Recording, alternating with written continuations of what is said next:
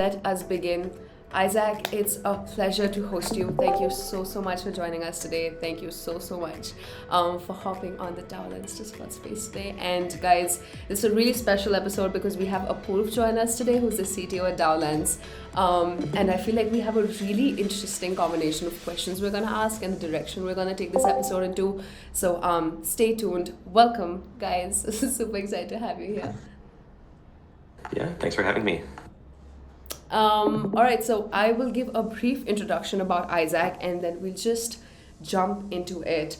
So Isaac has been the host of this amazing show. If you have not discovered, we've even shared it in our DaoLens, Discord server, which is called the DAO Roast, where it is a framework and it asks simple questions, right?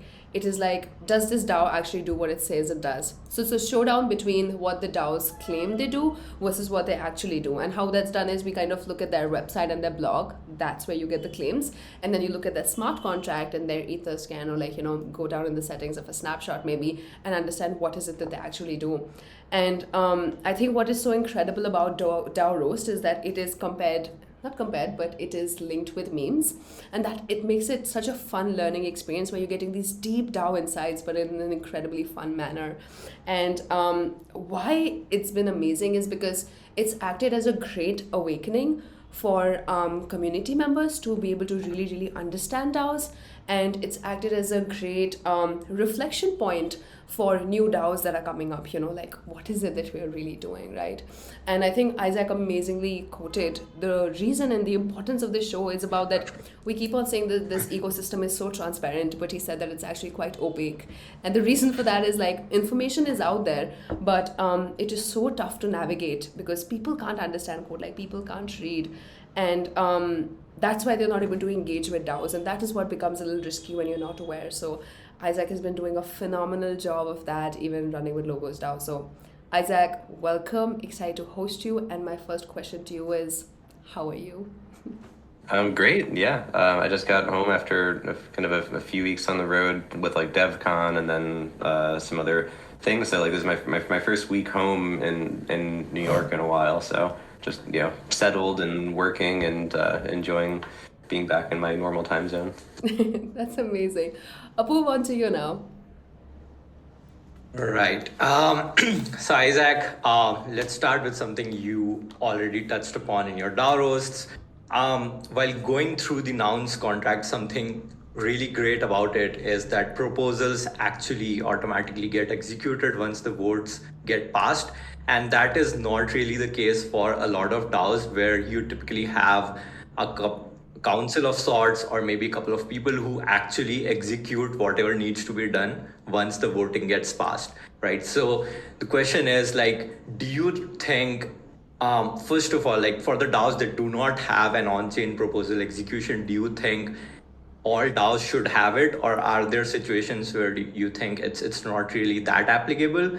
Secondly, how do you think newer DAOs should go about implementing their proposals, right? Should they have like an automatic system? Should they have something else? Just curious about your thoughts on this topic. Sure. Yes, and I think that it is really nice and makes it a lot easier to understand what a DAO is doing when absolutely everything they do has to go through an on-chain proposal. But I would not say that that's necessarily always the right decision for a DAO, just because maybe for some part of it, but like, DAOs are complex organisms that have many different parts. They can have many different treasuries, many different purposes, like kind of all around some sort of shared goal. And if we made absolutely every decision that everyone had to take go through some like on-chain referendum with on-chain execution, it would probably just like grind all progress to a halt and kind of like hurt the agility of the DAO space. So I think like all things, it's just a matter of the right combination.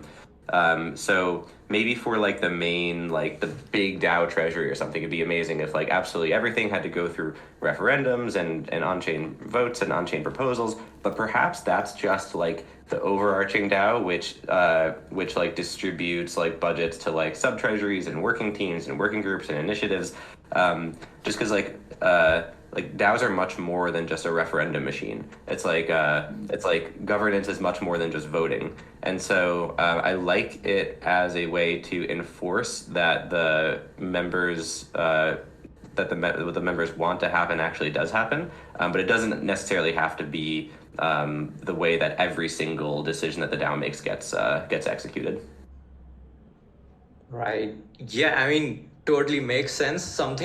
I really love the idea about using proposals to allot budgets or to allot funds to maybe subgroups or sub DAOs, right? And then they have maybe complete autonomy over what they do with those funds.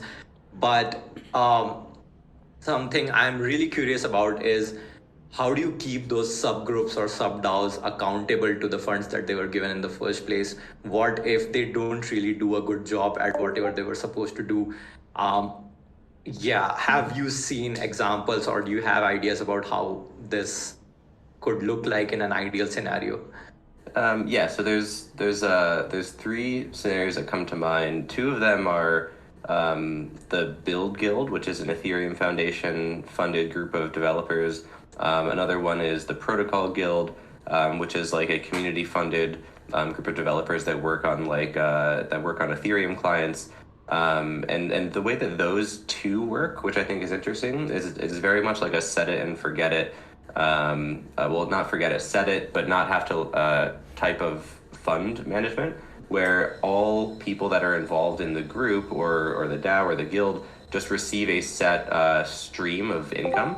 And that only needs to change through governance if maybe that the people aren't doing the work anymore, or if they've like changed their commitments, or so it's much more of like you decide the rate at which people are paid, and then you only have to like make proposals and updates like when you want to make changes. Like I think that's like a pretty interesting way to do it.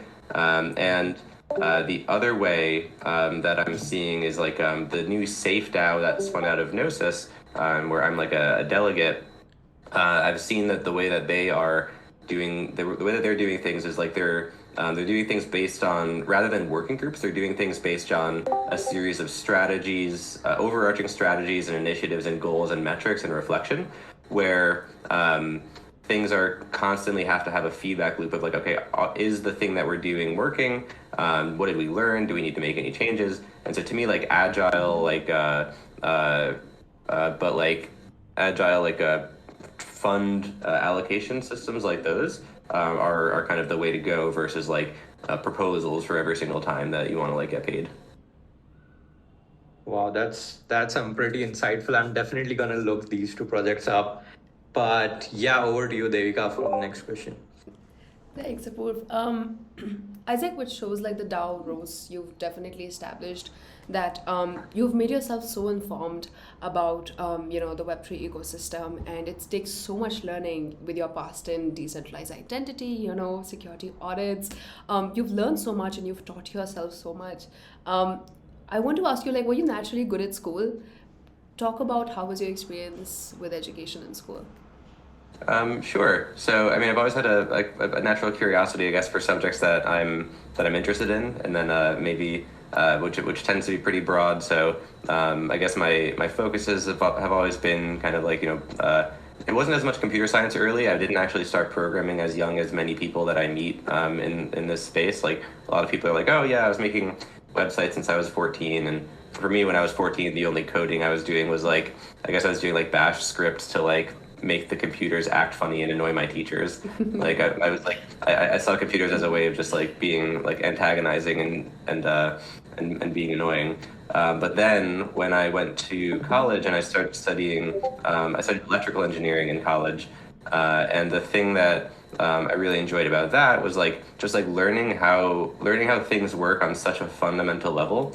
That you can change behavior on the macro level by really understanding how things work on the micro level. And so as an electrical engineer, you learn how to make electrons do what you want them to do.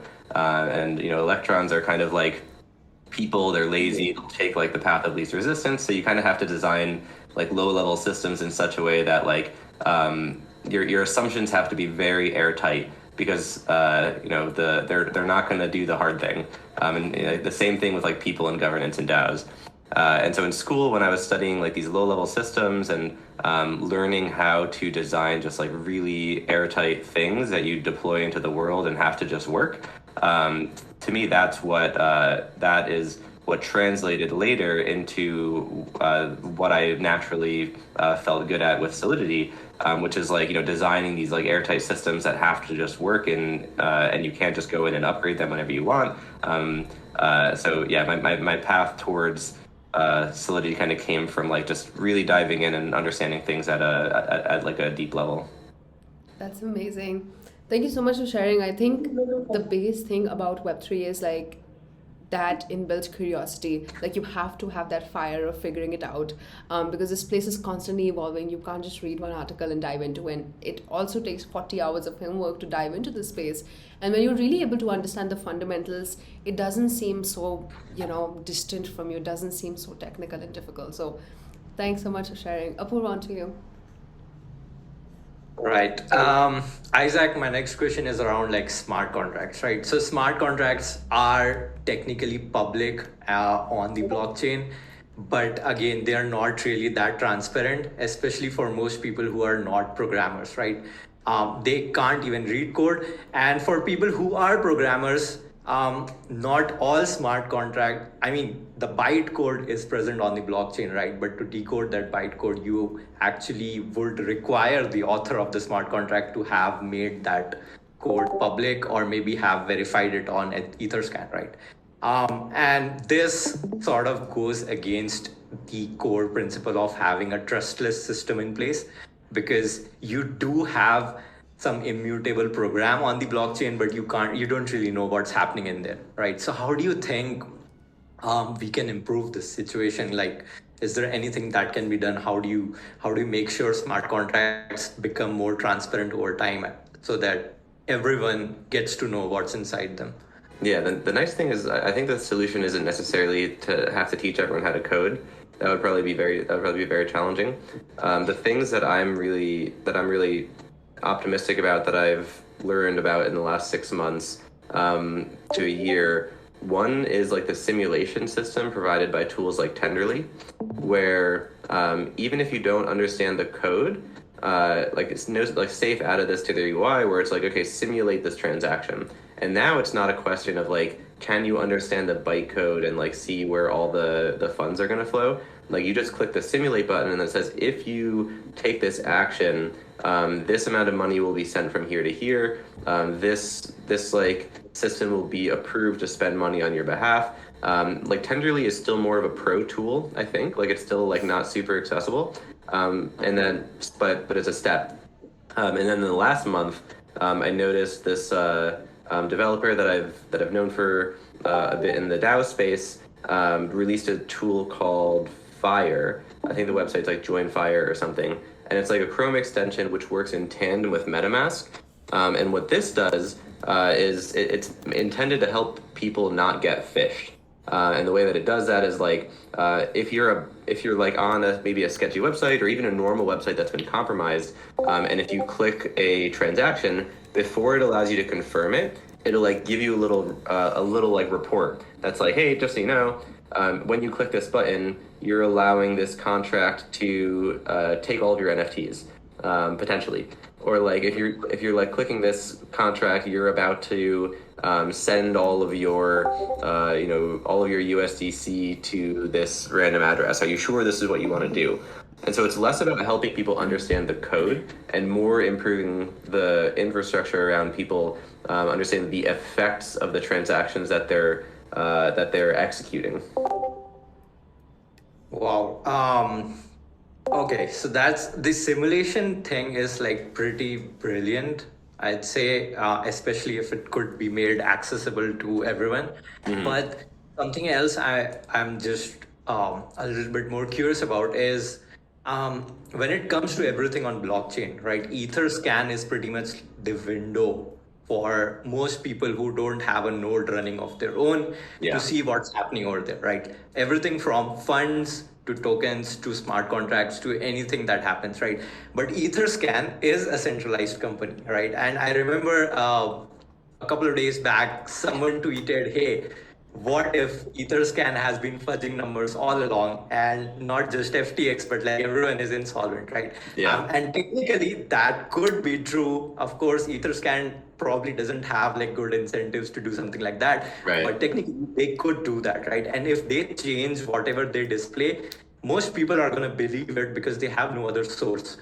Um, do you think, what do you think about Etherscan in general, and what do you think should be a solution to this transparency issue about like whatever's there on the blockchain? Yeah, this is a challenging one just because like like similar to the smart contracts, while everything is technically there, I mean right now I run like I run like a Geth node at home, and I'm at like 1.6 out of 1.7 terabytes of space, and I'm like, crap, what am I gonna do? Like how do I upgrade this? Like it's and it's not even an archive node. Like that's just like my little like node that I just run for various chores. So it's like we can't expect everybody to have to like verify absolutely everything. I think that the role of companies like Etherscan, which have built up a lot of goodwill and trust in this space, is important. But it's perhaps if there was some system of auditing to test for honest behavior, because to me like that's also kind of what the DAO roasts are trying to accomplish. Is like configuration audits for decentralized systems. Businesses have this. Businesses in the US, if they deal with money and personal information, have to go through something called a SOC 2 audit, where like you have to detail your business processes, your plans, like how are you handling private user data, how are you handling money, and this is a prerequisite for most large service providers to even do business with you as a startup. And so we don't really have SOC 2 for like crypto companies yet. I suppose some crypto companies have to go through the traditional process if they want to deal with the business world. But this is something that I've been thinking we kind of need, is like not just smart contract audits, but configuration and like configuration audits, which is more Web3 native. As far as like Etherscan as a whole, I have very positive sentiment about them. I've met a lot of a few of their team members, and we've like been like working together on some things around like how to make DAOs more visible on Etherscan. And so as a whole, Etherscan great, but I mean even if they weren't, how would we have some sort of like independent auditing service maybe that's run by a DAO, which is like just fact checking everything in the Web3 space, and how would we compensate them? To me, that would be pretty interesting. Like a CFTC, is that the right acronym? Consumer Financial Protection, like a CFP, whatever that is in the US, which is like protects consumers. We need like a Web3 native one. Definitely, and probably one that is like community driven. Yeah. But yeah, thanks for all the insights. Over to you, Devika. Yes. Isaac, I was wondering, and I was reading about how much you spoke about the importance of configuration, and how you had mentioned that so many times, like, if something goes wrong at a DAO, right, like someone ends up losing money, it is not because of the smart contract is at fault, but it was the misconfiguration part that was at fault. So I'd love for you to maybe give a little basics about how is a configuration different between a bug in the smart contract, and then talk about why is it important for DAOs to really, really rethink about proper like configuration. Yeah, it's kind of like in the Web 2 space, if you have like your bank might have great security, but if you have some sort of like password that's like password 123 and you have two-factor authentication turned off, then like you can't really sue your bank if somebody goes in and does that. Or the same thing with like cell phones and like SIM swapping. Like unfortunately, if you don't have a PIN on your SIM card, and if somebody decides to walk into a store and impersonate you and they can like get a SIM card, then they can like take over your identity. Like there's not, you could argue that there's something wrong with the system that allowed that, but it's more a problem of like allowing the certain configurations that people are able to get to, and helping them find like little alerts that can help them protect themselves better. So in the DAO world, and this is actually something that we're working on at Logos a lot, which I think we'll actually be releasing in the next couple of weeks. Is just like systems that help people understand what's a safe configuration, what's an unsafe configuration, and like and like where do they need to potentially be like looking as far as resources. And so an example of an unsafe configuration is, imagine that you have a multi-signature wallet which has two signers on it, and you need both of them to execute anything. And it's like, okay, like as a layperson, like, cool, that sounds secure. Like we should both have to sign off. But for me, if I saw a 2 out of 2 multi-sig, I would think like those funds are so screwed because like people lose, like one person loses their keys, like that just happens. Maybe somebody's on vacation. Maybe there's something that urgent that needs to happen, and someone's like, oh, I didn't bring my ledger to Colombia because I didn't want it to get like stolen. So like that's an example of a misconfiguration, which would be easy to fall into. And so a better configuration for your multi-sig, rather than a 2 of 2, is probably make it like, a 3 of 5, where like 2 are like normal wallets, maybe 1 is like a backup, and a couple are like things that you've only like printed on metal and stored in a bank vault.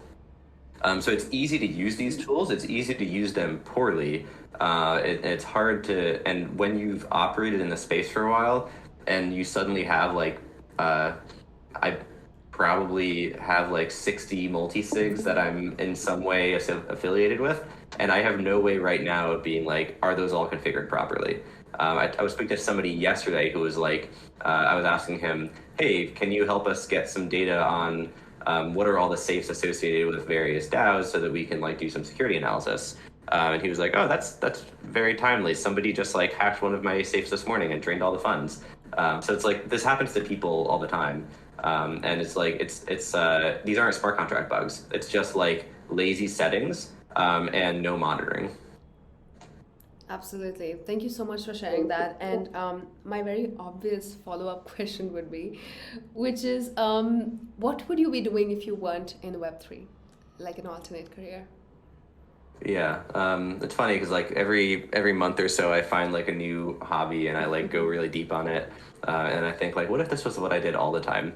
And so you can always like look at my desk and figure out what my latest hobby is. Like if you were to look at it last year, it was covered in like Pokemon cards. If you're looking at it today, I've got these like little portable synthesizers that I've been playing with, doing music stuff. What else is on my desk? So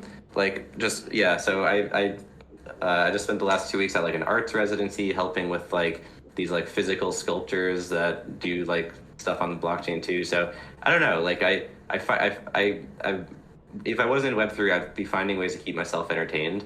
The field that I think is, I guess I had like kind of a fork in my career 5 years or so ago when I was deciding whether to stay in like semiconductor and computer chip manufacturing or kind of go into Web3. And so I think that it's very possible that I would be, working in a clean room, like making computer chips. That could be one path. I could see a path where I ended up kind of going deeper on art. And then in the last month or so, I've been learning a bit more about like, stable diffusion models and AI and machine learning. And I'm like, whoa, that's pretty insane too. So I think I'm curious about almost everything, which is, good and bad. That's amazing. Thank you so much for sharing that. We'd love a photo of your desk on Twitter, like, maybe like once a year updates to see, what the vibes are there. I'll put one to you now. Thank you. Awesome. Isaac, I'm just really curious about like Logos DAO. What is Logos DAOs up to? How do they really operate? And yeah, what's just really happening in there? Yeah. So the primary mission of Logos DAO is just, growing the number of voices in the DAO space and helping them operate safely. So we create a lot of educational content. We create a lot of like security tools. And we also just like produce content around what we find interesting in the space. We don't develop like DAO governance tooling. We like integrate with a lot of people that do. But the main thing is we're just trying to build a community of people that are like operating safely in DAOs and like helping them provide and helping provide the resources for them to do so in a productive way. And so what that ends up being is like, we've got content, and we have our like, the DAO roasts and podcasts and newsletters and all that kind of stuff, which is the main thing that our community helps us curate right now. And then we have one tool, which is like this learning tool where people can come in and just do various tasks to learn about like what the different lingo is in the DAO space. Get to the point where maybe they're like, okay, maybe I want to start a DAO, and then we can like give them a grant to get started, and then point them to like the right resources. And then the third thing is this like security tool, which help people just like keep track of everything that's going on in their wallets and in the DAOs that they're interested in. And so that's I'm particularly excited about that. We've been working on it with our DAO members, and that should be coming out actually in the next few weeks, which I'll be happy to share that. Wow, that sounds amazing, especially the learning tool. I'm pretty curious about checking it out. But something else I want to get a little bit into is how does all of this content, the development of the tools, how does all of that work in a community-driven fashion? Like, do you have a proposal system as well, or do you have like working groups? How does that really work out? We're kind of just at the point of growth with our community that we need to start tracking contributions more, like starting to allocate budgets to communities. Like we kind of weren't at that point until recently. But I'd say like now that we're kind of at that point where we've grown to the size where like there's a lot of things happening in different corners. We're figuring out, okay, how do we compensate people with like like DAO shares? How do we give people like badges for that we're like playing around with like different tools for that to recognize when people are doing contributions, and then how does that inform how we kind of set up a system of community members that are really driving what we're doing.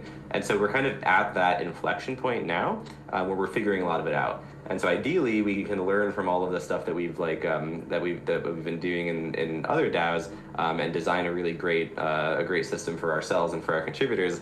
But yeah, we're definitely at that kind of inflection point of like, okay, what infrastructure do we really need to have right now, and how do we set ourselves up best for like a long-term success?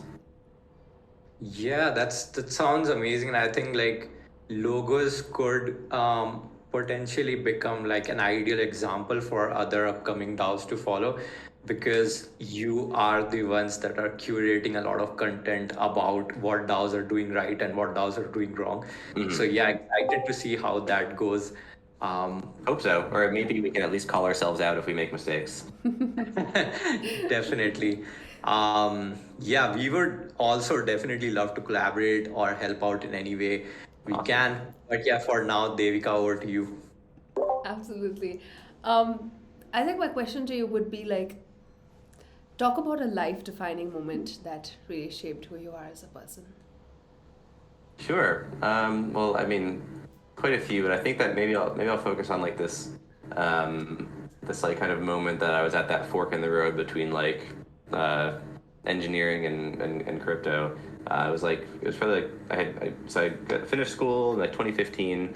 I was really enjoying the semiconductor space. I got this great job at a laser company. I was doing all sorts of fun stuff, like learning about like both business and deep research, and I was in like a very good position.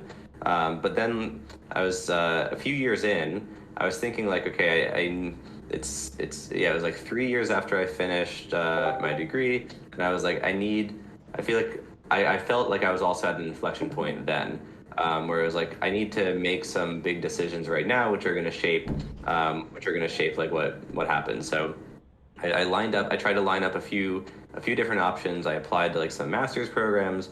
I was accepted into this like kind of data science engineering master's program, which I think I actually like got in and enrolled. But then I like started going really deep on like Solidity and like learning how to do like smart contract audits. And I was thinking like, if I wanted to have a big impact on a nascent space, I need to like make a bet, because like semiconductors and data science and all that stuff was cool, but I kind of felt like I was at we were at a point in the development cycle of those fields where like it's all cyclical. And so I felt like I was in the wrong cycle to have a big impact in those fields. But perhaps I could time the cycle right to have a big impact in this new field. And so that's when I like applied for my first like Web3 job, and was able to kind of get a role as a Solidity developer, and unenrolled from the master's program that I had enrolled in, and like made that and then quit my job and quit my old job and like kind of went off in that direction. And so it really is like this fork in the road where maybe if I didn't get the job in Web3, it would have stayed a hobby for a while. Maybe I would have gotten this degree. Now it's funny, like now, like 4 years after that, I'm feeling similarly at kind of like an inflection point where I'm like reading books about, I don't know, different fields. And I'm like, should I be enrolling in some sort of like program to get more educated in something? But yeah, I think that maybe it's just, there's this like internal cycle in my head that it wakes up every few years and I'm like, make a big decision. That's awesome. I think that's one of the best ways to kind of keep yourself in check. What would you say is like your philosophy as a person? Like, what is driving these decisions? If you had maybe access to Naval Ravikant's Twitter for one day, like what would you tweet? Let's see. So my core driving principle is individual autonomy and helping everyone achieve that. The thing that spoke to me about DAO frameworks was like people were always programming in the fair rights of the individual and the ability of the individual to exit the system at no cost. And so to me, the thing that I find interesting about DAOs is not just the smart contracts, but it's the ability to give everyone that sense of autonomy, and the sense of like a fair way to participate in our like global society.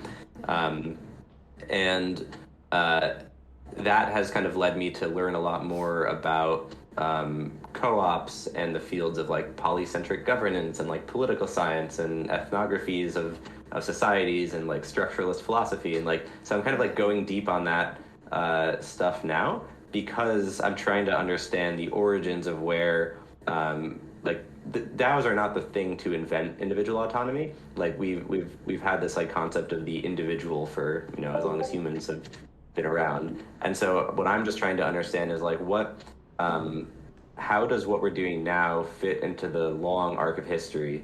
And what can we do to just make sure we really get it right? That's amazing. Thank you so much for sharing that. I think that is so special to hear. Yes, Apu, on to you now. So Isaac, my next question is again about something you touched upon in your DAO roast, right? So Nouns DAO has one peculiar feature in their smart contract.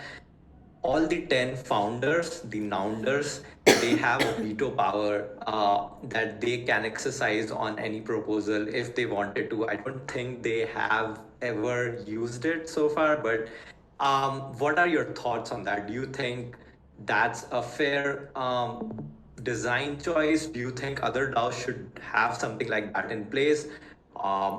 Just what are your thoughts on this entire veto power thing? Yeah, I think that, so I've talked to some of the nounders about this, just because like I'm like trying to understand what the motivation is and at what point they think that it might be phased out, because it was introduced as a thing that was to protect the treasury against like takeovers early on when they weren't sure who's actually accumulating what governance weights. If you look at the contracts, like you can see which addresses own what nouns, but you don't know if like maybe the same person owns multiple addresses. It's like the classic Sybil thing. So I think that veto is not necessarily a bad thing in that case. And in fact, in the public nouns extension that we did, we also have a veto power to make sure that funds are being used in the way that the DAO intended. I think that there's some interesting ways they can take it. There's some sort of dynamic veto system where perhaps any amount of spending, which is under 5% of the treasury, is totally at the community's discretion. but maybe some like some like things get triggered, some guards get triggered, where it's like if somebody's somehow like accumulates a bunch of delegates, like we were, which we might talk about more as well. Like, what if somebody just through like some inattention, everyone's at DevCon and partying, and somebody sneaks through a proposal that's like trying to send the entire treasury to themselves. Like, I think that having that dynamic veto is not necessarily a bad thing, because like to me, what would be tragic is if a DAO implodes because people aren't paying attention, and like we need training wheels, and so not necessarily a bad thing. I think that what would be nice is if in fact the veto multisig for nouns is actually different from the nounders. It's a separate multisig, and I can't figure out who's on it. Like I've tried to go to like the OpenSea profiles of the signers. A lot of them seem just like backup addresses, and so there's no transparency about who's on the vetoers multisig. I think that would go a long way to helping. Yeah, definitely. Especially considering the fact that multiple of those addresses could be controlled by the same person. Exactly. Yeah. But yeah, 100% resonate with whatever you just said. Something I am a little bit more curious about though is it does make a lot of sense for a DAO in its early phase to have something like that in place, just to make sure like nobody I don't know, overthrows the community's core purpose or vision, right? But you mentioned it could probably be phased out in the future, right?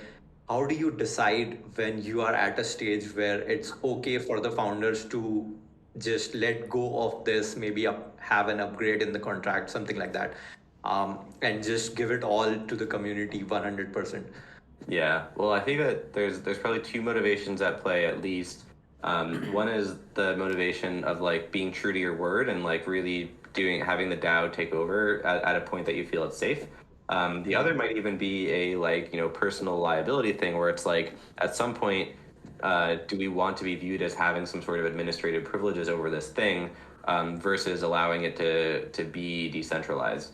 And so to me, I think those two motivations probably are at some point will become strong enough, and the community will be asking for it enough that decision is enacted. But it's not going to happen if people aren't pushing for it, and if like that, and if the intentions aren't there. So I think that it'll come. It's just a matter of like, it's just a matter of time. Awesome. Yeah, thanks a lot for these insights. Over to you, Devika. Yes, Isaac. So one of our exercises that is completely inspired by the DAO Roast is asking our guests, we show them the infamous DAO tooling landscape photo, and you will be rating your top 3 tools and you'll be roasting 3 tools. So I'm going to quickly share my screen and broadcast that photo, and Isaac, you can have your pick. Let's see. So my favorite tools are like Safe is Gnosis Safe is like is a favorite. It's so extensible. It's so like it's so much more than a multisig. And I'm really excited to see all the developments that are coming there, which allow people to kind of grow their community, grow their governance with their community over time. I'm also a big fan of DAO House, which is that that Bauhaus looking logo at the top, in the frameworks area. On the left, it's like the red, white, and red, yellow, and blue one sitting above Safe. Let's see. I'm also a big fan. I'm not sure if they're on here, but like Diamond DAO is doing a lot of really interesting stuff. They probably should fit into that front end and analytics category. They're doing a lot of really interesting stuff around like who is like voting cohorts and understanding like the less transparent, making the things that are opaque more transparent as far as like how things operate in the DAO space. Let's see, my tool that I always like hardcore roast is on here. It's called SafeSnap. But it's the tool that uses reality.eth to bring snapshot votes on chain. So and where is SafeSnap in this thing? SafeSnap is in governance and voting, underneath gardens next to Commonwealth. It's called like it's just called like the reality ETH module right now. Got it. But like this is what keeps me up at night. It's that bad. It's like the tool is impossible to use as far like it takes like minutes to load. It's impossible to know if like the questions that it's asking are actually like legit or not. Like it's so easy to sneak through fraudulent things. It could be made better. So like it's also on me as a DAO ecosystem person, not just to like talk crap about it, but actually go in and make it better. It's an open source tool. But like, so the purpose of me roasting it is not to say it's bad and the people are bad. The people are great. It's just let's not be lazy and think that we can't make that better, because like it could cause some catastrophic problems. And that was what my talk at DevCon was about, is like the catastrophes of that module. Yeah. What else don't I like? Let's see. This is like I guess this is a less roasty, more of a provocation. But I'd encourage people to like, I love Gitcoin. I love the Gitcoin passport, but I wonder like, there's so much work that goes into making sure that we have Sybil resistance for Gitcoin voting, because they chose quadratic voting. Yeah. Was quadratic voting the right decision? Like, I'm not roasting, I'm just saying like, maybe quadratic voting made it too hard, and now we have to do all this like weird anti-privacy passports, or not that passport's anti-privacy, but we have to do all this like extra work to make sure that we have Sybil resistance because they chose quadratic voting, because it was in a fun book. Like maybe we should rethink voting systems if they become too cumbersome. So that would be another one. And then another one that, let's see, what else do I, and then this is another tool that I love, but I think could be made better, which is Coordinape. So I use Coordinape in a lot of my DAOs, and I love seeing the map of like who's working with who. What I'd love to see Coordinape do is highlight, is help people not just figure out like how to compensate people, but figure out maybe who's not being compensated enough. Because what I like to do is I look at the map of contributors in Coordinape and see who's like an island off on their own that's like maybe not receiving a lot of tokens or not giving a lot of tokens, and using it as a tool to make sure that everybody's accounted for, rather than just being like, okay, who's like the most popular person in this DAO. I'd love to kind of see an alternate view of Coordinape, which is like the how can we find the contributors that are quiet but valuable people, and I think that perhaps we could see some improvements to Coordinape to highlight that. That's awesome. Thank you so much. This was so fun and so amazing. I really appreciate you to be like super honest and sharing some really interesting and valuable. I'm sure like if someone is really able to revisit this gives them an opportunity to like reflect back on, see, what are things that we must improve. So thanks so much. Let us jump on to community questions. We have one. Isaac, can you access the chat? Yes. So you will see one. Would you like to read What it is out? the broader role? Oh yeah. So what's the broader role of formalization and formal verification towards detecting adversaries? So one thing, like I am even like not really a pro at like what it means to have like formally verified code. I know like it's hard in Ethereum. Like you can do it in systems like Cardano and other ones. I think that an interesting thing about this is like, even if you have like formally verified code, maybe that makes the pros more comfortable operating a system. But like as a layperson, like, do I feel safer interacting with a formally verified system? I don't know. So yeah, I'm not quite sure. I think that like if it makes a system easier to audit and easier to like detect and easier to like predict potentially negative behavior, then I'm all for it. But I also want to just make sure that like when we're doing things like that, like does it help the humans in the system? Is it like a nice to have of just I don't know. Yeah, for sure. Thanks so much for taking that up. Apoorv, any ending thoughts? Just thanks a lot, Isaac, for joining in. It was a pleasure talking to you, and I'm sure all of us have gotten a bunch of really useful insights about everything we just discussed. But yeah, just thanks a lot. Yeah, thanks for hosting me, and we'd love to maybe have you on our show at some point as well to talk about DaoLens and everything. So, thanks for having me here today. Absolutely. It was such a pleasure, Isaac. I hope you had an incredible time. And thank you so much, everyone else, for joining. Really appreciate you guys. Please stay in tune. Next Monday, we are having Marco, the DAO lead at Polygon, and going to have another amazing session. So super looking forward to see everyone nice. join. I've met Marco. Say hi to Marco for me. Absolutely. I want to send you the calendar invite for the session. If you're free, you should definitely tune in. Sure. Perfect, guys. Have a lovely rest of the day.